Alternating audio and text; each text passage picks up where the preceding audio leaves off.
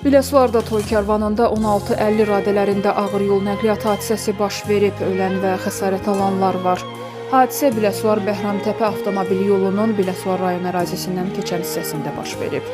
Toy karvanında Fidan Rüstəmovanın idarə etdiyi Lexus markalı minik avtomobili idarəetmənin itirilməsi nəticəsində Milmuğan su kanalına aşıb. Hadisə nəticəsində iki bacı 1993-cü il təvəllüdlü Aytac Rüstəmli və 2003-cü il təvəllüdlü Aynur Rüstəmli hadisə yerində dünyalarını dəyişiblər.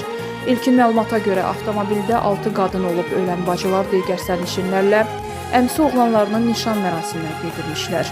Digər 4 nəfər kanaldan çıxarılaraq Biləsuvar rayon mərkəzi xəstəxanasının təcili yardım şöbəsinə hospitalizasiya olunublar. Hazırda pasiyentlərin müalicəsi tibb müəssisəsində davam etdirilir.